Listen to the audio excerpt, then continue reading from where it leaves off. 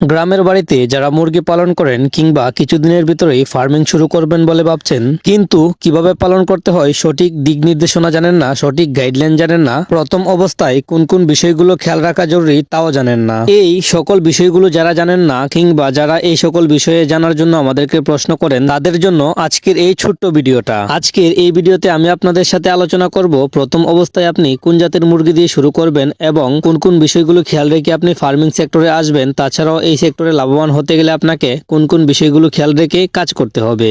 তাই অবশ্যই ভিডিওটা ধৈর্য সহকারে শেষ পর্যন্ত দেখবেন। আর ভিডিওটা ধৈর্য সহকারে শেষ পর্যন্ত দেখলে আশা করি এখান থেকে আপনি অনেক কিছু শিখতে পারবেন ইনশাআল্লাহ। আসসালামু আলাইকুম, আমি শামীম আছি আপনাদের সঙ্গে নিয়ে এসেছি আপনাদের জন্য আরেকটি গুরুত্বপূর্ণ ভিডিও। আজকের এই ভিডিওতে আমি আপনাদের সাথে কোন বিষয় নিয়ে আলোচনা করব আশা করি ইতিমধ্যেই আপনারা বুঝতে পেরেছেন। তাই আর কথা বাড়াচ্ছি না, সরাসরি ভিডিওর মূল টপিক নিয়ে আলোচনা করি। ভিডিওর শুরুতেই আলোচনা করি প্রথম অবস্থায় আপনি গ্রামীণ পরিবেশে কোন জাতের মুরগি নিয়ে কাজ করলে দ্রুত সফলতা অর্জন করতে পারবেন কিংবা সবসময় আপনার মুরগিগুলোকে সুস্থ রাখতে পারবেন। আমরা যারা গ্রামীণ পরিবেশে মুরগি পালন করি, আমরা আমাদের মুরগিগুলোকে সবসময় সুস্থ রাখতে পারলে আমরা সবসময় খুশি থাকি, কিন্তু শত চেষ্টার পরেও আমরা আমাদের খামারের মুরগিগুলোকে সুস্থ রাখতে পারি না। যার অন্যতম কারণ হচ্ছে আমরা আমাদের ওয়েদারের সাথে সঠিক জাত নির্বাচন করতে পারিনি। আর আরও একটি গুরুত্বপূর্ণ কারণ হচ্ছে সঠিক গাইডলাইন না মেনে মুরগি পালন করা। এই দুইটি কারণেই আমরা সবসময় ক্ষতিগ্রস্ত হয়ে থাকি সাধারণত যারা গ্রামে মুরগি পালন করি। তাই গ্রামে মুরগি পালন করার শুরুতেই আপনাকে যে দুইটা বিষয় খেয়াল রাখতে হবে তা হলো আপনার এলাকার এবং ওয়েদারের সাথে যেই মুরগির জাত সবচাইতে দ্রুত মিশে যেতে পারবে, আপনি প্রথম অবস্থায় ওই মুরগি দিয়ে শুরু করলে সবচাইতে ভালো রেজাল্ট পাবেন। যেমন আমরা যারা গ্রামীণ পরিবেশে মুরগি পালন করি, আমরা যদি শুরুতেই দেশি মুরগি কিংবা ফার্মি মুরগি দিয়ে খামার শুরু করি তাহলে কিন্তু আমরা সফল হওয়ার সম্ভাবনা বেশি থাকে। কারণ দেশি মুরগির রোগ প্রতিরোধ ক্ষমতা বেশি, যার কারণে অতি দ্রুত কোনো রোগে তাদেরকে আক্রমণ করতে পারে না। তাছাড়াও দেশি মুরগির আরেকটি গুরুত্বপূর্ণ বৈশিষ্ট্য হচ্ছে আপনি কিন্তু আপনার বাড়িতে থাকা উচ্ছিষ্ট খাবার দিয়ে আপনি আপনার দেশি মুরগির বাচ্চাগুলোকে পালন করতে পারবেন। এতে আপনার অনেক খাবার খরচের টাকাটা বেঁচে যাবে, যার কারণে আপনি এখান থেকে প্রফিট বের করতে পারবেন। অথবা আপনি যদি প্রথম অবস্থায় মিশরীয় ফার্মি মুরগি দিয়ে খামার শুরু করেন তাহলে কিন্তু আপনি প্রথম অবস্থায় আপনাকে চাপের মুখে পড়তে হবে না, কারণ মিশরীয় ফার্মি মুরগির রোগ প্রতিরোধ ক্ষমতা প্রায় দেশি মুরগির মতোই। সাধারণত মিশরীয় ফার্মি মুরগি খুব সহজেই দ্রুত ওয়েদারের সাথে মিশে যেতে পারে, যার কারণে অতি দ্রুত কোনো রোগে তাদেরকে আক্রমণ করে না। তাছাড়াও তাদের আরেকটি গুরুত্বপূর্ণ বৈশিষ্ট্য হচ্ছে ফার্মি মুরগিকে আপনি বাড়ির উচ্ছিষ্ট খাবার দিয়েও পালন করতে পারবেন কিংবা বাণিজ্যিকভাবে ফিড খাইয়ে আপনি পালন করতে পারবেন। তাই যারা গ্রামীণ পরিবেশে ফার্মিং শুরু করতে চাচ্ছেন কিংবা পারিবারিক আমিষের চাহিদা মেটানোর জন্য বাড়িতে অল্প কিছু মুরগি পালন করতে চাচ্ছেন, আপনাদের উদ্দেশ্যে আমাদের পরামর্শ হচ্ছে প্রথম অবস্থায় আপনি দেশি ফার্মি অথবা টাইগার মুরগি দিয়ে খামার শুরু করবেন।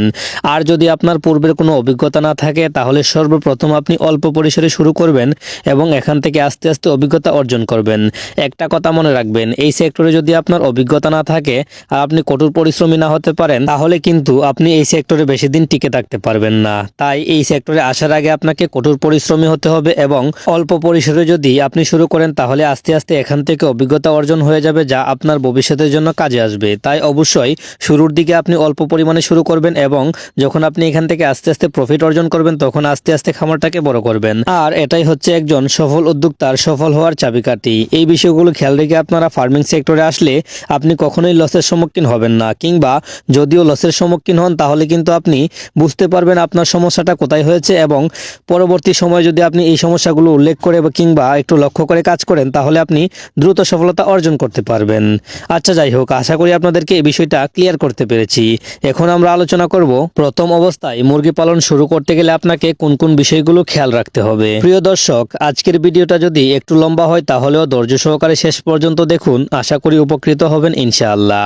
আর ভিডিওটি ভালো লাগলে অবশ্যই আমাদের চ্যানেলটিকে সাবস্ক্রাইব করে দিবেন। মুরগি পালনের শুরুতেই আপনাকে জানতে হবে আপনার মুরগি যদি অসুস্থ হয় তাহলে আপনি আপনার মুরগিগুলোকে কিভাবে ট্রিটমেন্ট করবেন এবং ট্রিটমেন্ট করার জন্য কোন কোন ওষুধ প্রয়োগ করবেন। তাছাড়াও আপনাকে জানতে হবে কোন রোগের কোন লক্ষণ, কোন রোগ হলে কোন সিমটম দেখা দেয়। প্রথম অবস্থায় এই বিষয়গুলো আপনার কাছে একটু কঠিন মনে হলেও আপনি যখন শুরু করবেন আস্তে আস্তে এই বিষয়গুলো আপনার কাছে সাধারণ হয়ে যাবে। প্রথম অবস্থায় হতাশ হওয়ার কোনো কারণ নেই, ধৈর্য ধরুন আর কাজ করতে থাকুন, ইনশাআল্লাহ সফলতা আসবেই। আচ্ছা, যাই হোক, এখন আমি আপনাদেরকে যে কথাটা বলতে চাচ্ছিলাম, এরপরে খামারের শুরুতেই আপনাকে আপনার মুরগির জন্য বিশুদ্ধ পানির ব্যবস্থা করতে হবে। কারণ আমাদের বাসা বাড়িতে থাকা থাকা কিংবা ফার্মে থাকা মুরগিগুলো বছরে প্রায় 50% পানিবাহিত রোগে আক্রান্ত হয়, যার অন্যতম কারণ হচ্ছে বিশুদ্ধ পানির ব্যবস্থা না করা। তাই আপনি যদি শুরুতেই আপনার মুরগির জন্য বিশুদ্ধ পানির ব্যবস্থা করেন তাহলে কিন্তু আপনার খামারের মুরগিগুলোতে পানিবাহিত রোগের আক্রমণটা একদম কমে যাবে। আর পানিবাহিত রোগ যদি আপনার খামারে কম হয় তাহলে ইনশাআল্লাহ আপনার এন্টারাইটিসের প্রবলেমটা দেখা দিবে না, মাইক্রোপ্লাজমার সমস্যা দেখা দিবে না, যার কারণে আপনাকে ওষুধের পিছনে দৌড়তে দৌড়তে অনেকগুলো টাকা খরচ করতে হবে না।